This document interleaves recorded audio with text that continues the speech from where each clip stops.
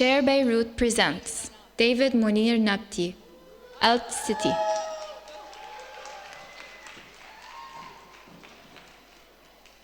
What a day! You guys having fun? That sounded kind of wimpy, folks. What a day! You guys having fun? So a wise person, I always have these, back problems and stuff, and I'm always stretching. And someone told me yesterday that I should be stretching 5 minutes a day, 5 minutes 3 times a day. So we're not going to take 5 minutes, but I want everybody to stand up. We need to take a little 7th inning stretch right here. I'm not joking. I'm looking at you, brother. Everybody, stand up, stand up. Don't embarrass me. Don't make me feel embarrassed. Just stand up. A little stretch. A little stretch. Yo. A little stretch. Out of the ceiling. Now everybody stick your tongue out like a... Wait, where's my presentation? Oh. Everybody stick your tongue out like a goat. All right, you can all sit down now. So I grew up with goats. I don't know how my mom is sitting right here, the one taking pictures. Somehow they thought it was a good idea to raise kids with goats. Or maybe raising goats with kids, I'm not really sure which was first of their priority. But I grew up over here in Silicon Valley. I had good work and interesting life, but I got bored. I quit my work in 2004. I moved out to Lebanon.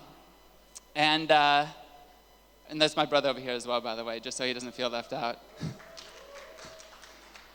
So I moved out here in 2004, and I wanted to try to figure out an answer or some approaches, some ideas to bring some of that dynamism of Silicon Valley out to Beirut, out to places that need it the most. And so I started asking this question: what would you do if you had all the resources, team, spaces, and community to do amazing things?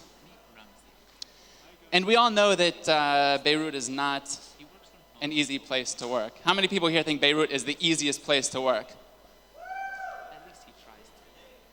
It's tough.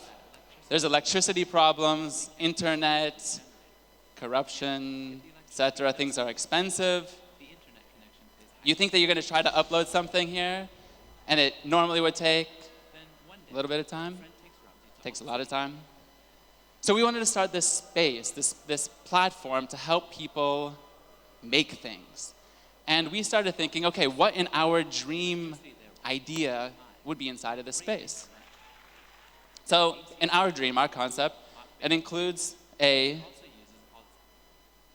newsroom cafe, basically a media lab, a newsroom space, but inside an open and public cafe where anyone can come and have access to all of these facilities and tools.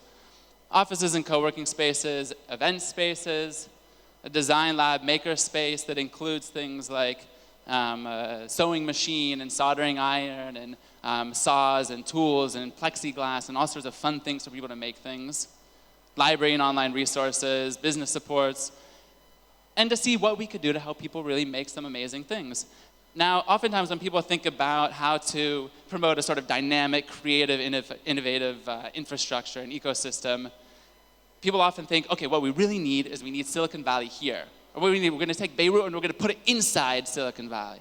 Or better, we're going to take a little piece of Silicon Valley and we're just going to import it, have it off the coast of Juni somewhere. And we really thought that there's a better way.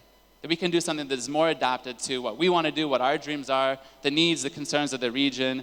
We're working on doing something here in Beirut. Actually, it's here in Hamra. And we want to invite you all to come and check out this wonderful space. It's awesome. Okay, so this is what it looked like when we first took it over. But actually, this is no, it doesn't look like that anymore. Right now, it looks kind of like this. Oh, it has been quite a journey getting it to look like this, by the way. But really, it's not about the space anyway. The space is just a shell. You go into this space, it looks cool, but it's quiet and it's got walls and stuff. It's really about what we do with it. And I don't mean by what we, me and the team, what we do with it. It's about what we do with it as the community. kind of events, activities, interests, building communities of practice around different themes, and how we can work to build towards having something that is productive. So here in terms of the community, and we really want to invite people to come and join, and if there are ways that we can help, etc., fantastic.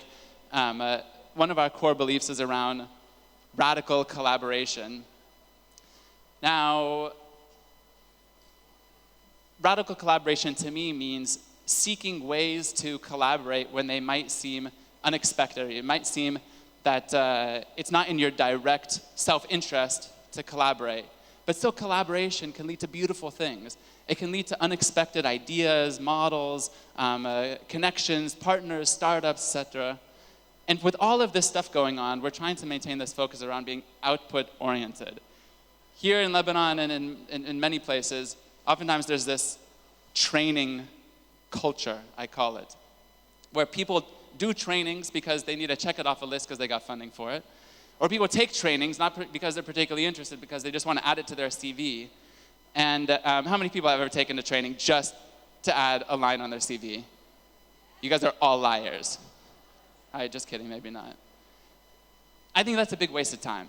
And there's too little time and too many things to do in this world to do things just to check them off a list. What we're really trying to do is see how we can develop the space and the community to have this sort of microcosm, this lab where we can take stuff from Lebanon and grow it and offer it to the world.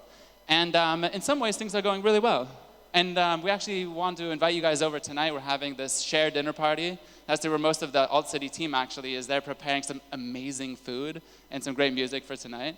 But things are going well. We've had around 100 events, 40 plus partners. We've had over 2,500 people coming there, and we're not even done with the space yet. We've had some good media coverage, working with some good partners. But we know that it's not easy working in Lebanon. We've had all the problems of electricity and internet and permits and dealing with corruption and police and renovations. It is one of the interesting things of how to deal with workers and contractors and painters and all of that in Lebanon. It's an endlessly learning experience. But it's going well.